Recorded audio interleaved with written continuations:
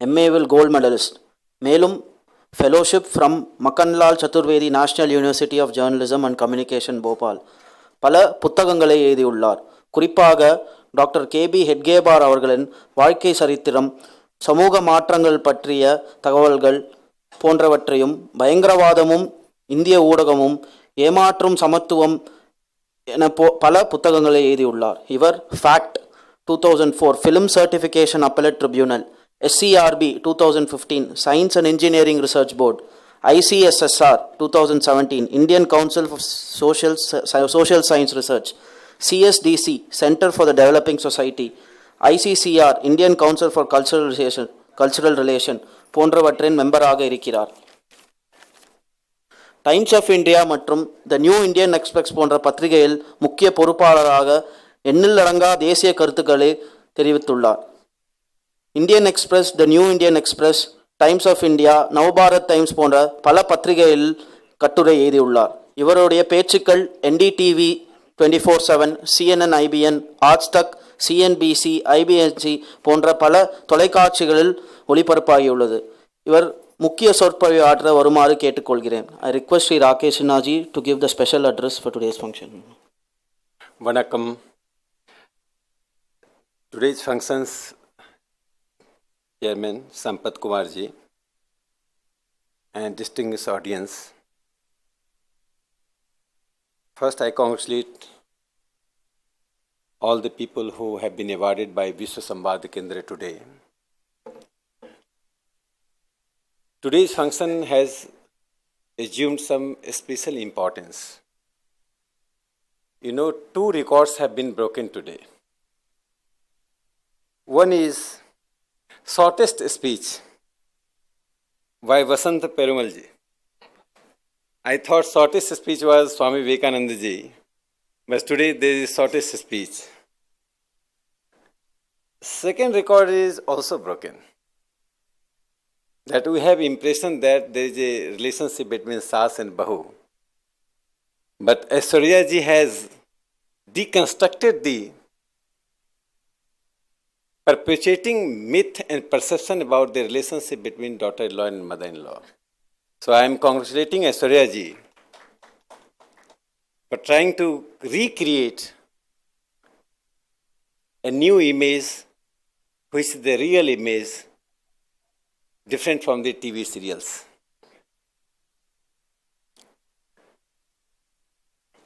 You must be thinking that all these speeches were in Tamil, and what was I doing there? So I am quoting through Valluvarji. Pagamayum Kimmayum Kanurekum Kanim. This is eyes contact, which makes you to understand who is your enemy, who is your friends. So this is the beauty of India, that we don't shake hands. Here there is a meeting of hearts. When there is a meeting of hearts, the barrier of language, dialects, food, or uniforms become irrelevant. What is the relevant? Is our understanding of human being. That beauty constitutes the idea of India. Moreover, sometimes I would quote Tamil couplets. So, Nan Tamil Katru Kola, Tamil Pesa Mayruchutu, Kandur Kirein, Enadu Tamilai, Siruthu Pandai, Irundal, Manitu Kullo. But I promise you, next time I would come, I would speak better Tamil than you.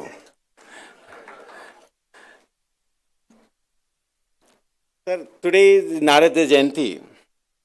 You all know about Devarsi Narad. So I don't need to elaborate about him. But for few lines for the Indian journalism,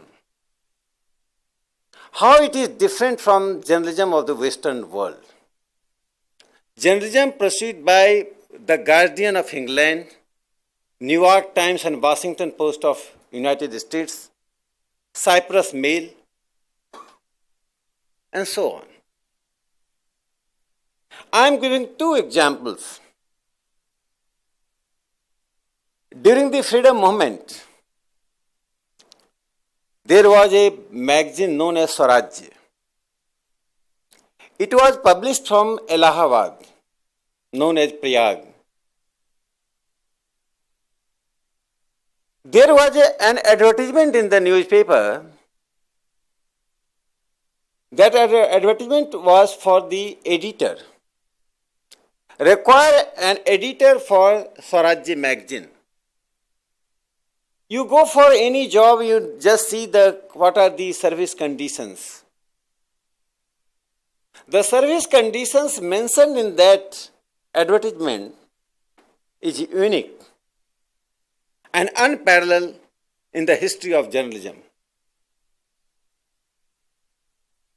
For editor, you would get 1 glass water, 2 bread and 2 chapatis, and for every editorial 10 years rigorous imprisonment. And there was a huge queue of the people who wanted to become editor. Knowing the fact that 3 editors had been given rigorous imprisonment by the British imperialism, the last editor who was given imprisonment was Shanti Narayan. He wrote a poem on Rajguru Revolutionary on the first page of the General, and he got 3 years rigorous imprisonment. This is the history of Indian journalism. There was another paper known as Hindi Pradeep. That newspaper had to change printing press 23 times in a year. Neither the printing press, nor the editor, nor the publisher were afraid to the British imperialism. After every 5 editions, there was raid on the printing press. The owner of the printing press was arrested. The editor was arrested. New editor resumed his job. New printing press was offered by the new owner. This is the history of Indian journalism. So I call the journalism of West is the journalism of capital, that is the Punji ka patrakarita. And journalism of India is the Pursartha ka patrakarita. This is a manliness in this journalism, that it fights against the evil forces, and that is the mission, that is not the profession. And this difference between the mission and profession should be understood. However, at the same time, all the journalists cannot be part of the mission, but it must be led by those journalists who consider this as a mission to reconstruction of the nation, to stand for the culture, to stand for the civilization. Therefore, the dilution which is coming, and Sampath Kumarji was mentioning, is due to 2 reasons. Degeneration in society gives birth to degeneration in every profession. If body is unhealthy, then you cannot claim that this organ is healthy. Every organ is sufferer. So this is the unhealthy society in which we are living. The challenge before all of us, whether journalists, politicians, bureaucrats, or common citizen, to resurrect the value-oriented society. That should be the mission. If this mission constitutes the core value, journalism would restore its original position which it had during the freedom movement. Dear friends, you know, when I am talking of the values, and I am talking in Chennai,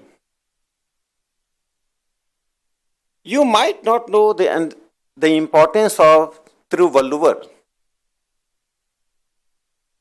But for the last 15 days, I read each and every couplets, which is more than 1,300 couplets. And the core idea in that couplets, the beauty of that writing is that it touching the ethics, touching the moral values. Then one can ask how it is different than other writings which is also talking about the ethics. What touches me? Tiruvalluvar had not disconnected himself from the ground realities. Pragmatism. While dealing with the love, while dealing with the moral values, while dealing with the governance, he keeps himself touched with the practicality, pragmatism. Therefore, it becomes more relevant for today's India, and I think this should be like a Bhagavad Gita for all Indians to read Tiruvalluvar. And I expect this should constitute the part of the syllabus of the school children, not in Tamil Nadu, but in Assam, Bihar, Uttar Pradesh. Because the suffering of the nation is due to suffering of ethics. And this, every couplet, 2 lines couplet, gives you thought-provoking idea, keep you stagnant for minutes, to mend them more than 5 minutes to rethink about that. Then you move to other couplets. Look, he is talking about how nation is endangered, which people don't understand, particularly politicians don't understand, because their understanding is only power. Their understanding is only paisa. Their only understanding is privileges. So politicians are guided by 3 things: power, paisa, and privileges. The common masses are guided by 3 other things: ethics, existential requirements, and third, good governance. They don't expect more than that. So he writes, again forgive me, I am a new learner. Palkulu palsayum utpegamium ven telekam kulukarambum illadu nadu. If there is internal threats, if there are enemies within the society, no nation can be stable. So India today has been facing the challenges not from the external forces. We can fight United States and Russia. We can fight Pakistan, Bangladesh. But there are internal enemies spread all over the country. Although they are the microscopic number, but they are effective because they are raising the identity politics and using us common masses who are interested in culture, ram and roti, bread and butter, at the same time culture. So this is the challenge before us to how to redefine idea of India. And when I said the importance of Tiruvalluvar, the reason is that I consider Tamil Nadu the epicenter of India's culture. You don't realize, like Lord Hanuman, who didn't realize till he was given the mantra that you are so powerful that you can do and undo anything. What I observed about this very society that remained captive about in itself, It has the missionary role which is waiting that it has to lead India spiritually and politically. It has to lead India linguistically. So it cannot remain confined to the boundaries of the Tamil Nadu, which is a geographical boundary. It has to transcend that boundary to reach every part of India, to resurrect India's value, and this is the mission of the Tamil Nadu has, and Tamil Nadu owes this mission. Tamil Nadu has to fulfill the nation, otherwise nation is really in the state of peril.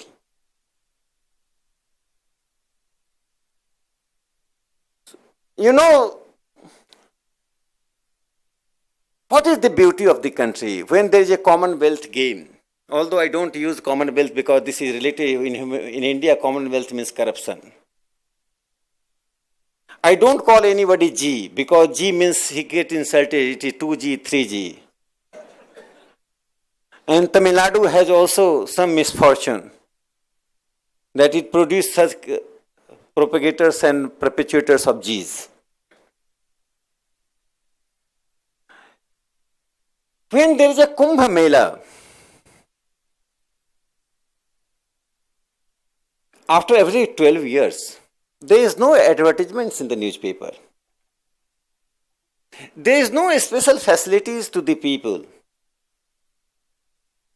But why people from every corner of India assemble in Kumbh? I am giving you some statistics from the 20th century's beginning. 1906, in the Kumbh, 1 million people attended when there were hardly any facility of transportation. Then next Kumbh, 1919, the number rose to 3 million, 30 lakh people. Then it was after 1919, the next Kumbh was in 1930 when there was civil disobedience movement. Still the present 2 to 3 million people were there. At every critical political juncture, it is a coincidence there has been a Kumbh Mela. 1930, civil disobedience movement, and 1942, Quit India movement.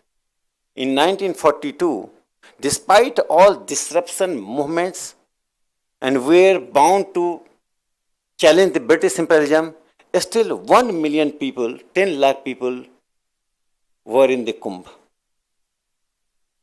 After 1952, in independent India, the next Kumbh was 1954. Number of people came over 5 million. It was 50 lakh. Then 1966, it was 6 million. Then 1977, 7 million.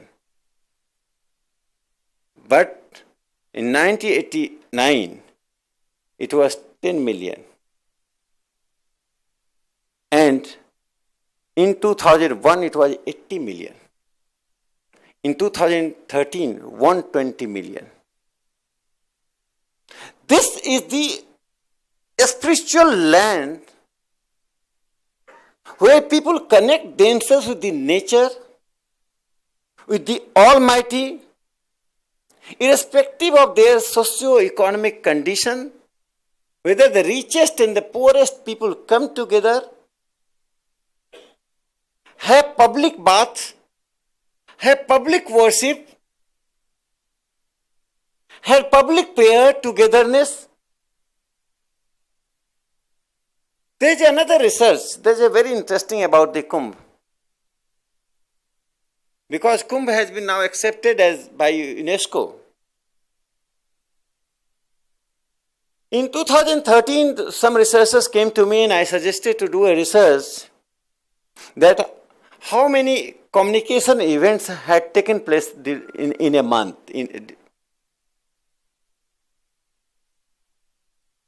Communication events means one call or one text message. That one call is or one text message is known as communication events.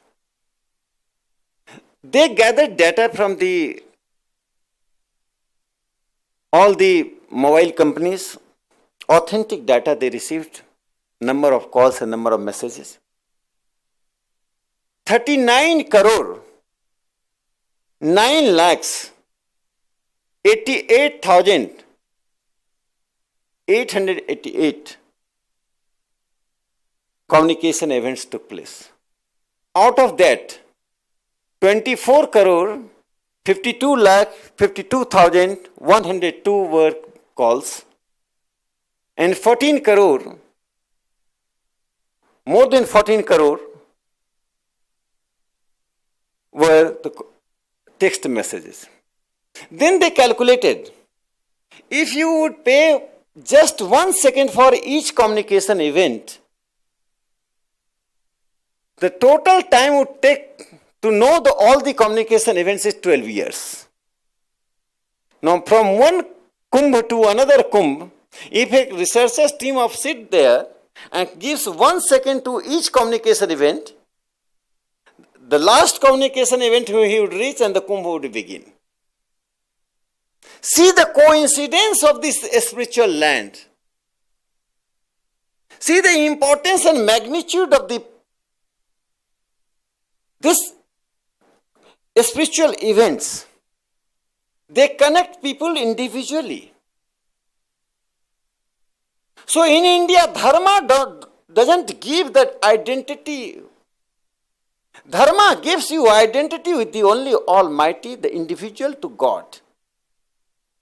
So in India, in dharma, those who are atheists have the place. They may not have a religion.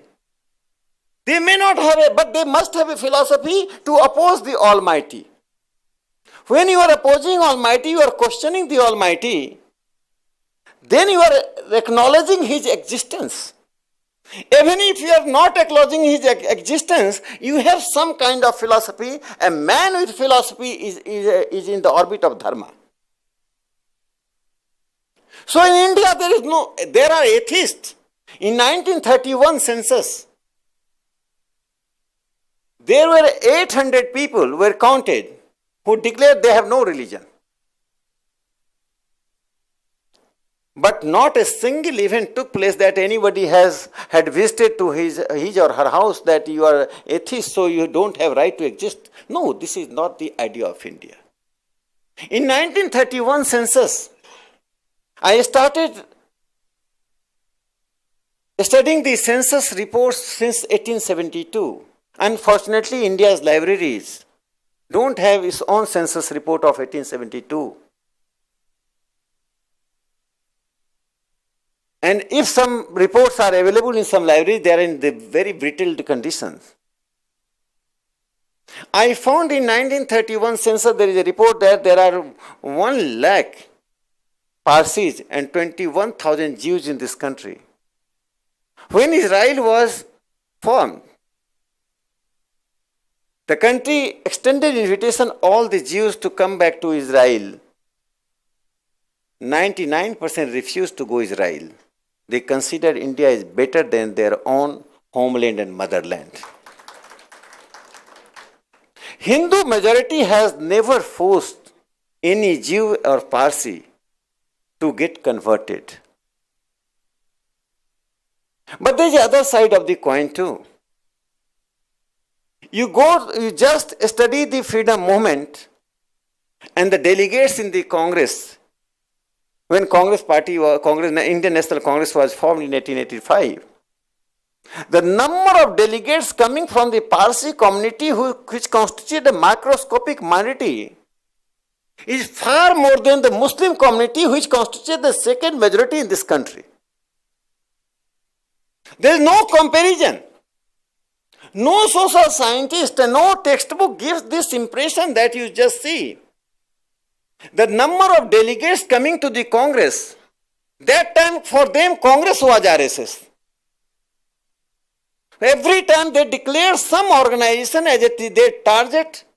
That's why in 1939, when in provinces Congress government resigned, because India was pulled into the World War II without his consent. So Congress government protested and resigned. Indian National Muslim League had issued 4 reports. Pirpur Commission report, Sharif report, Kamaliyar Jang report, and these kind of three, one more report, all the reports declared the Congress government in the nation as a Hindu Raj. It was not the rule of the Hindu Mahasabha, it was not the rule by the Rashtriya Swayamsevak Sangh, but there was a Hindu Raj for the Muslim League. So we have to understand the background of the present kind of allegation and counter allegations. We have to understand our own history. Textbook is not giving you opportunity to understand what India is, what the freedom struggle was, what was the role of the different organizations. Do you know, after the partition of the country, no textbook says, after the partition of the country on 15th August 1947, the first conference of the Muslim League took place in Lahore. Who presided this conference? I am not talking something, the report coming from the organizer or Panchjanya. I am talking of the report published in Times of India on 15th December 1947. You go and see the first page of the Times of India.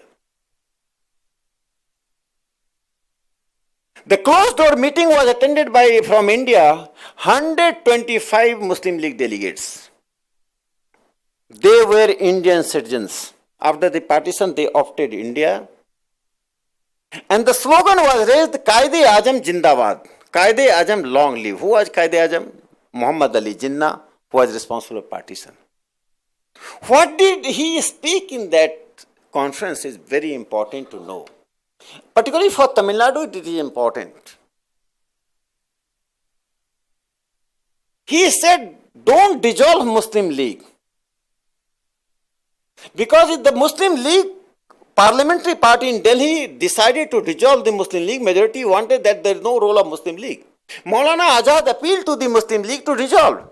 There was a collective consensus among the Muslims that the Muslim League had become irrelevant after the partition. But Jinnah said, don't go by the Maulana Azad. We have unfinished agenda, continue with the Muslim League. And he appointed 2 conveners of the Muslim League. The chief of the Madras Muslim League became the India's convener. And Liaquat became the Pakistan Muslim League's convener. The first convener of the independent India's Muslim League was appointed by Muhammad Ali Jinnah, the leader of Pakistan. He was not elected by the Indian Muslim League delegates in New Delhi or in Chennai or in Bengaluru, but in Karachi. That's the very important, that center of communalism. In pre-partition days, the epicenter of communalism was North India. Now the epicenter of communalism has shifted after the partition in the South India. So we have to understand the changing dynamics of Indian politics, communal activities, because they had experienced the communal politics.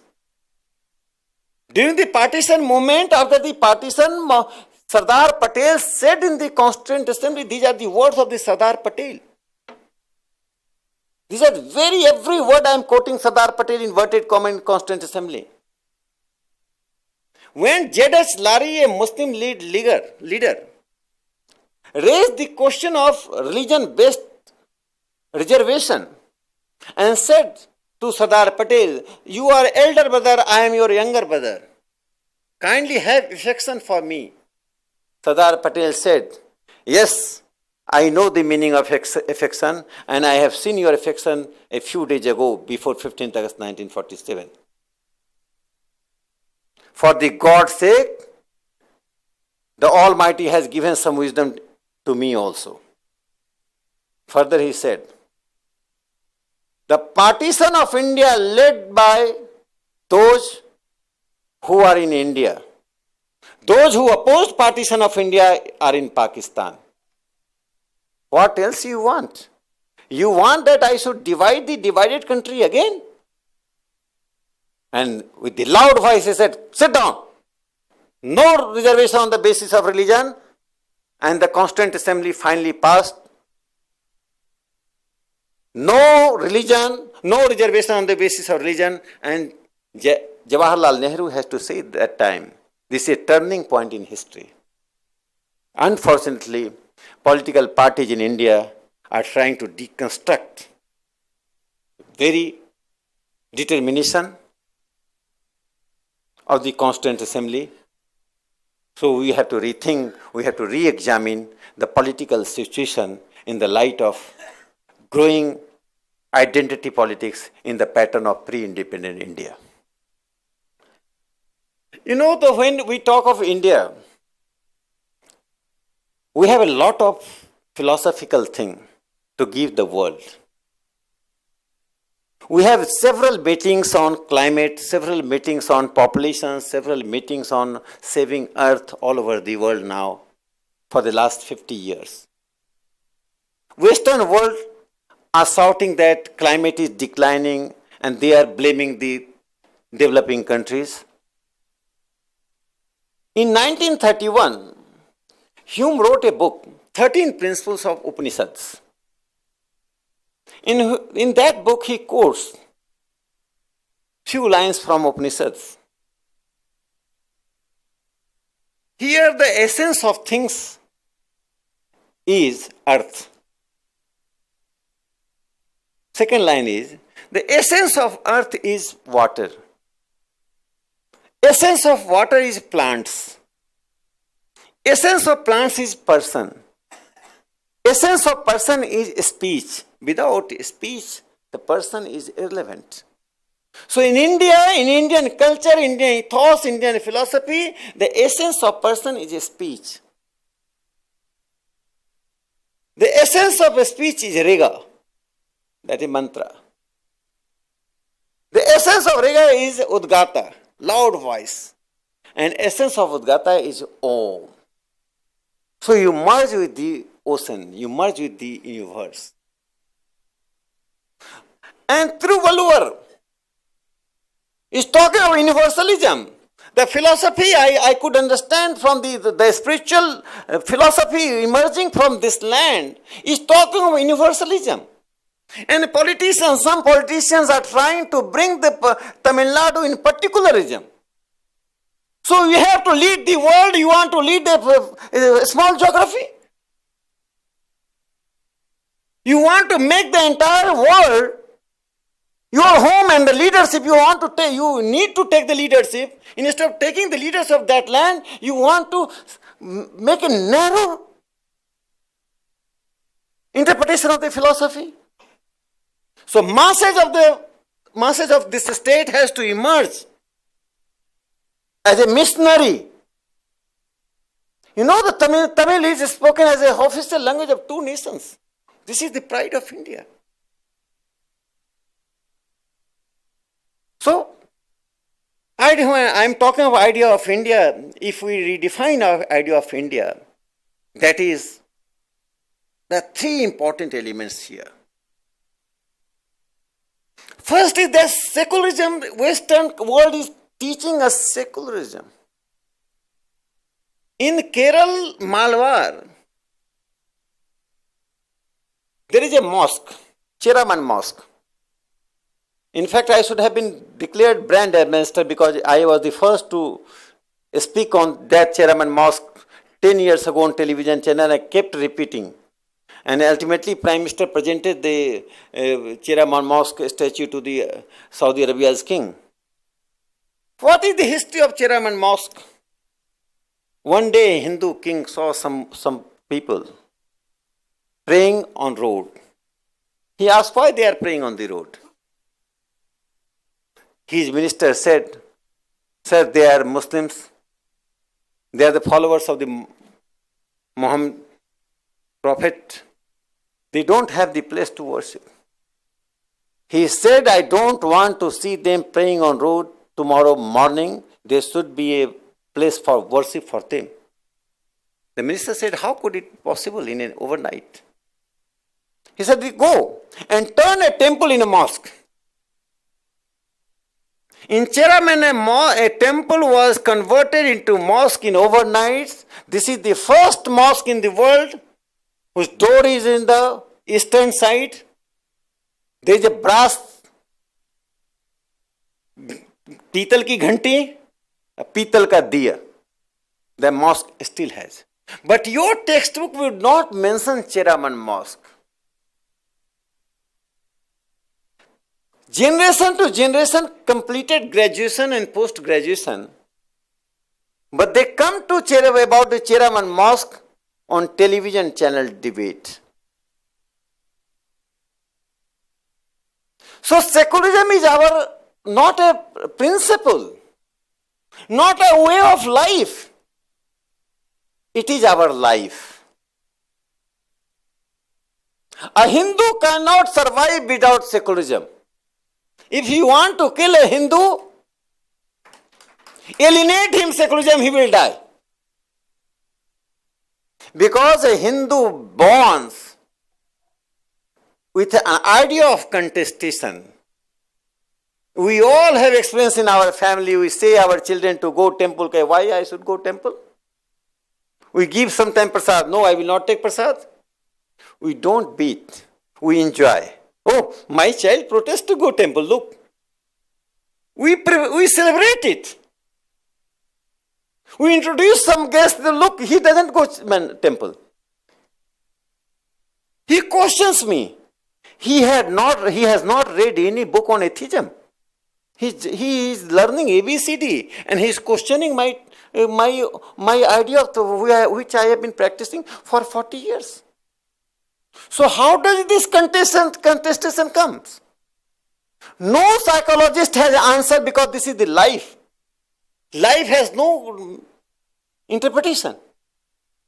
So where there is an idea of contestation, there would be diversities. In one family, there is a vegetarian, there is a non-vegetarian. Mother is vegetarian, son is non-vegetarian. Mother says, this is not a good food. Son says, your food is not nutritious. Both eat. And mother, while eating her own food, prays to God, more than my food, that food should be more suitable to my son.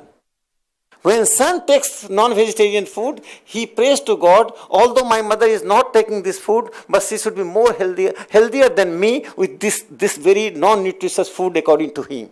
This is the idea of India which begins from our very home. Nobody can deconstruct it. Nobody can preach and teach us what is the diversities. Just one line on this. People say multiculturalism. Yes, very fine. There are two types of people in India. One, those who celebrate multiculturalism. Oh, your religion is this, your faith is this. And when the Christian imperialists in 1911, all the reports were written by the Christian officers. The census report writes a very beautiful line. The Census Commissioner writes in 1911, in India, nobody bothers about his neighbor's faith. If someone bothers about the status, social status,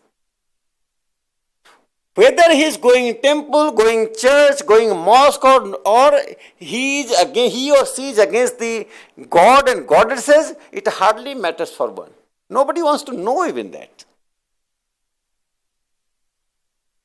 But there are two types of people. One who enjoy diversities, but don't contribute in diversities. If you say that Constitution gives the right to enjoy the freedom of religion, then you have to contribute the very idea of freedom of religion.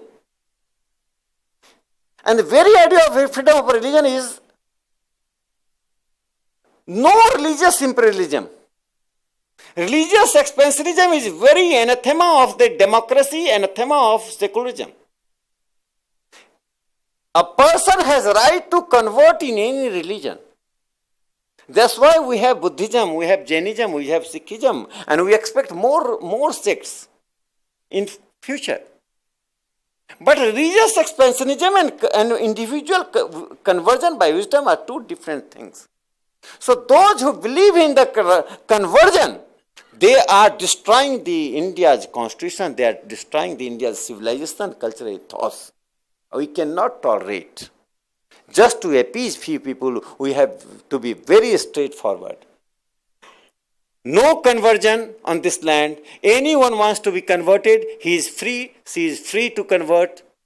Wisdom is the individual matter. Nobody can force or attract or inspire to convert. So this is the idea of India is under threat. Very diversity is under threat. You know, one day in a television debate on NDTV in Hindi, there is a anchor, very well-known anchor, Ravish Kumar. Many of people must have heard his name. He's a good friend of mine because at least I celebrate diversity, so I don't create enmity with anybody. So one day I was explaining him the demographic change in Assam and said that in almost 12 districts of Assam, Hindus have become minority in 3 decades. He said, even if in India Hindus become minority, how does it matter? He asked me this question.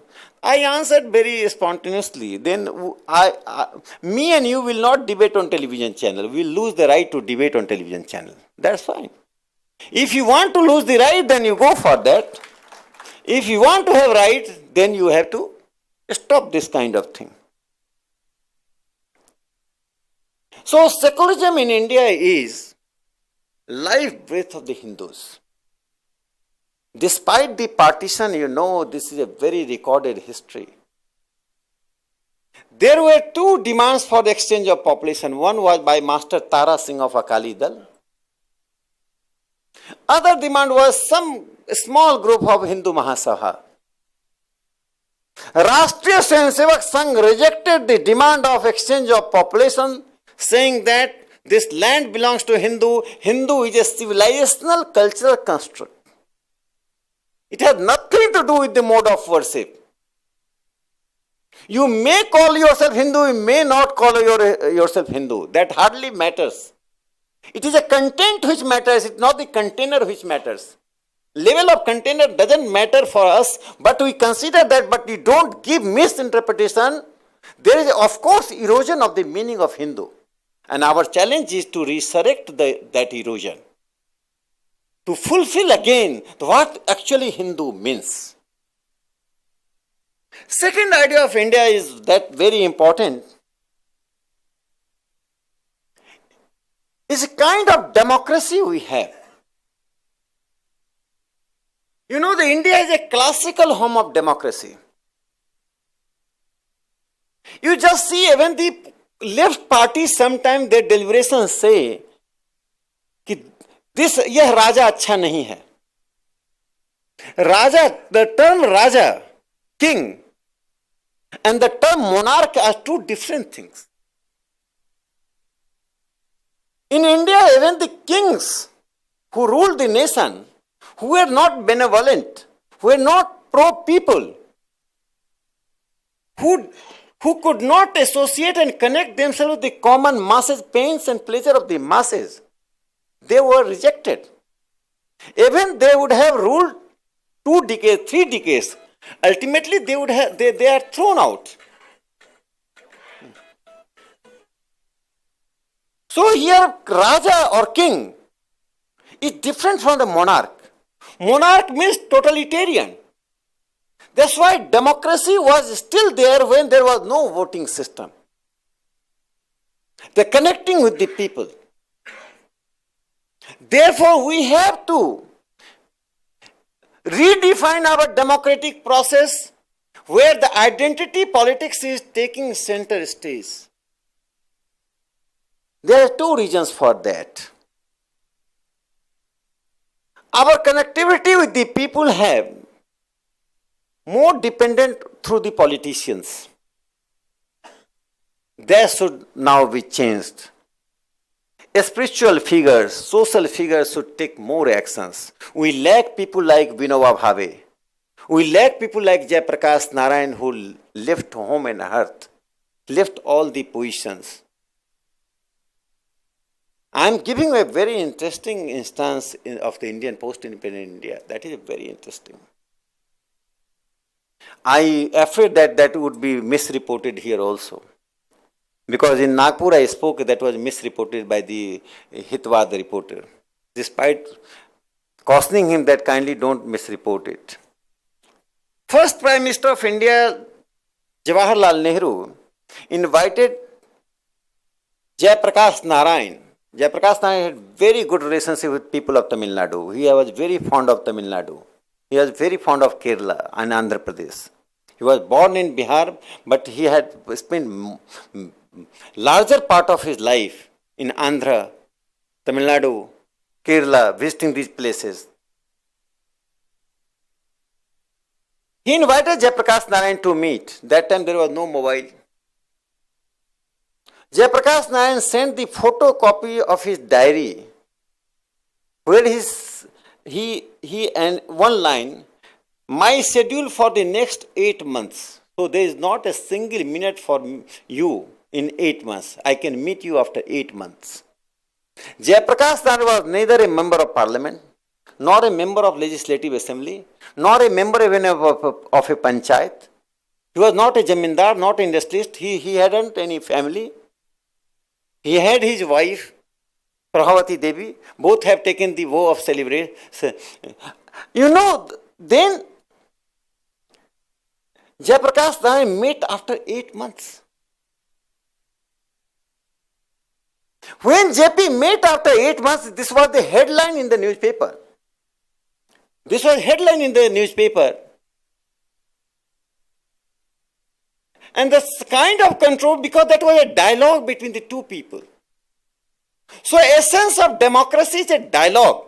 Jayaprakash Narayan said, yes, I would meet Jawaharlal Nehru despite our differences, as Pranab Mukherjee came to Nagpur and addressed RSS Swayamsevaks despite all the odds by the pseudo-secular forces, because he understood without dialogue, democracy would die.